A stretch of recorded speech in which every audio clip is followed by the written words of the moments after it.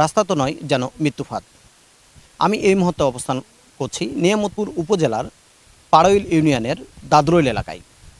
এই এলাকায় কয়েক মাস আগে একটি ব্রিজ ভেঙে পড়ে।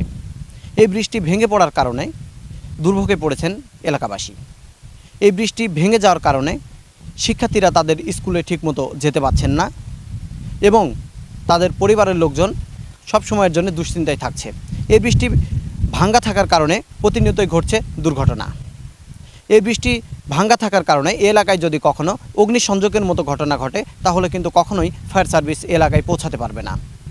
এমনকি কোনো জরুরি অবস্থায় কোনো রোগীকেও হাসপাতালে নেওয়ার জন্য কোনো মাইক্রোবাস বা অ্যাম্বুলেন্স এলাকায় আসতে পারবে না। এর বীরজওয়ান বাগানবাড়ি এই ব্রিজটার অনেক দিন যাবৎ সমস্যা।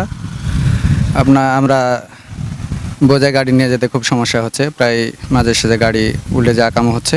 এই পাকে আপনার রাজবাড়ির কিছু শিক্ষার্থী যাওয়া আসা করে স্টারিংও একদিন উল্টে যেতে লাগছিল, বোঝাই একটা ট্রলি উল্টে যেতে লাগছিল। এই সমস্যাগুলো সমাধান হওয়ার জন্য যত দ্রুত সম্ভব আপনারা একটু চেষ্টা করবেন। বর্তমান সময়ে আমাদের পাড়ইল ইউনিয়নের দাদরইল বাগানবাড়ির যে কালভার্টটা রয়েছে, এই কালভার্ট দিয়েই কিন্তু আমাদের ৬ নং পাড়ইলের দুই পার্শ্বের মানুষের সরাসরি যে পরিষদে যাওয়ার যে যোগাযোগের রাস্তা, এটি মূলত একটি রাস্তা। আর বর্তমান সময়ে এই রাস্তায় কালভার্টটি ভেঙে যাওয়ায় বর্তমানে যোগাযোগ বিচ্ছিন্ন হয়ে পড়েছে।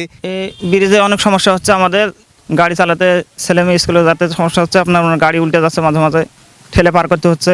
মনে করেন এই ব্রিজটা তাড়াতাড়ি যাতে ঠিক হয় সে ব্যবস্থা করেন, সরকারের কাছে এটাই আবেদন আমার।